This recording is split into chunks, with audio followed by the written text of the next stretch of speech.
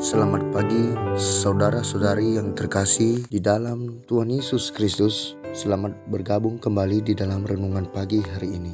Sebelum kita membaca dan merenungkan firman Tuhan, marilah kita mempersiapkan hati dan pikiran kita dan memohon tuntunan Roh Kudus. Mari kita berdoa. Bapa Surgawi, terima kasih atas pemeliharaanmu sepanjang malam ini. Dan kami telah Engkau bangunkan kembali dengan tubuh yang segar.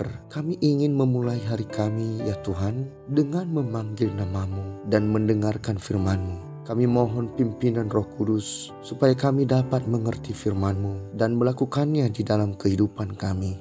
Dalam nama Yesus kami berdoa. Amin.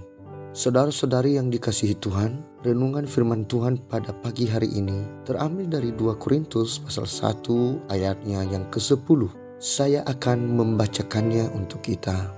Dari kematian yang begitu ngeri, Ia telah dan akan menyelamatkan kami. Kepadanya kami menaruh pengharapan kami bahwa Ia akan menyelamatkan kami lagi. Saudara-saudari yang dikasihi Tuhan, judul firman Tuhan bagi kita pada pagi hari ini yaitu Allah datang menyelamatkan manusia yang berdosa.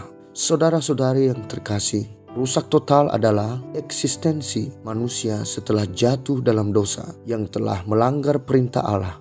Rusak total artinya bahwa manusia benar-benar sudah rusak. Tidak ada lagi kemuliaan, kesucian, kebaikan dalam dirinya. Jauh dari standar yang diharapkan Allah dalam diri manusia itu. Dan Allah menjadi seteru manusia. Dan akibatnya manusia tidak bisa menyelamatkan dirinya selain menerima hukuman, yaitu maut atau kematian kekal. Dan buktinya Allah mengusir Adam dan Hawa dari Taman Eden. Manusia menerima murka Allah. Allah mengutuk manusia di mana manusia mengalami kesusahan karena mereka terpisah dengan Allah yang merupakan sumber kehidupannya. Mulai saat itu, manusia buta akan kebenaran dan pengetahuan yang benar karena telah tercemar oleh dosa. Manusia mulai membuat berhala dan menyembahnya sebagai Allah mereka.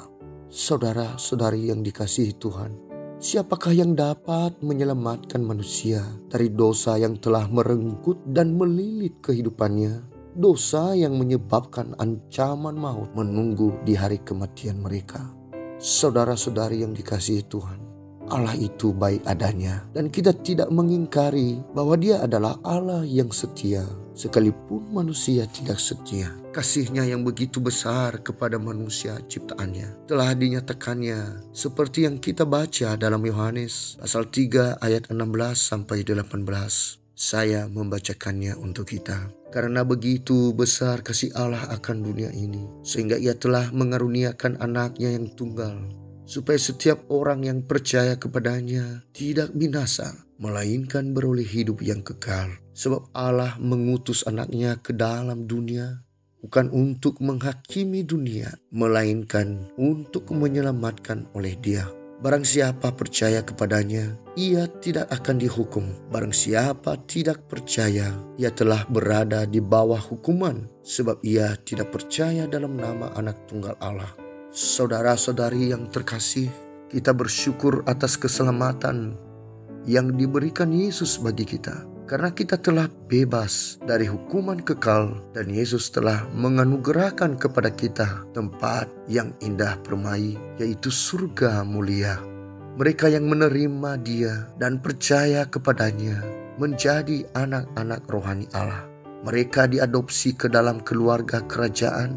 Dan ketika mereka berusaha melakukan kehendak Allah, mereka menjadi serupa dengan gambarnya. Saudara-saudari yang terkasih, mari kita tetap berpegang teguh pada Kristus. Sekalipun banyak tantangan yang kita hadapi dan alami di dunia ini. Karena penderitaan sekarang ini tidak melebihi sukacita surgawi yang telah disediakan Yesus bagi kita. Maka dengan itu, jangan sia-siakan imanmu. Selagi kita masih bernafas dan bergerak, kita masih diberikan kesempatan. Tidak akan ada kesempatan kedua kalinya setelah kita mati. Jadi jika saudara masih berada dalam jalan yang sesat, maka bertobatlah karena kerajaan Allah sudah dekat. Kita tidak tahu kapan waktunya kita dipanggil menghadap takhta Allah. Namun yang pasti adalah kita pasti meninggalkan dunia ini. Tuhan Yesus telah berjanji bahwa setiap orang yang percaya kepadanya akan ditempatkannya di tempat yang sudah disediakannya. Tuhan Yesus berfirman di dalam Yohanes pasal 14 ayat 1 sampai ayat yang keempat. Saya membacakannya untuk kita. Janganlah gelisah hatimu, percayalah kepada Allah, percayalah juga kepadaku. Di rumah Bapakku banyak tempat tinggal. Jika tidak demikian,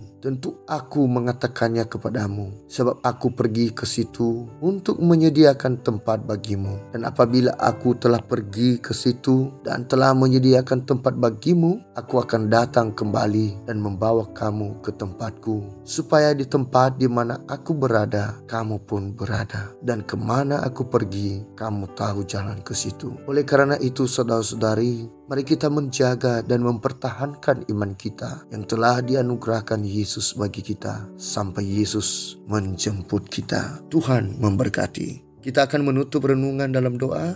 Mari kita berdoa. Bapa yang di surga, terima kasih atas firman-Mu hari ini. Engkau mengingatkan kami kembali untuk menjaga dan mempertahankan iman kami. Kami sadar Bapa, terkadang kami terbuai di dalam keinginan kami dan lupa akan tujuan akhir hidup kami. Ajar kami Tuhan untuk selalu melakukan firman-Mu, supaya kami boleh menerima berkat-berkat-Mu. Bahkan kami bisa memberkati sesama kami. Kami mau berdoa untuk saudara-saudari yang saat ini di dalam pergumulan. Tuhan mau datang dan berikan pertolongan. Demikian juga bagi saudara-saudari kami yang sedang sakit. Kiranya Tuhan mau menjamah dan memberikan kesembuhan, agar mereka terbebas dari sakit penyakit apapun. Bapa, kami rindu berdoa untuk negara kami dan pemimpin-pemimpin negara kami, mulai dari presiden, para menteri, dan kepala provinsi dan daerah. Tuhan berkenan memberikan kebijakan kepada pemimpin-pemimpin kami, agar negara ini menjadi negara yang damai dan makmur.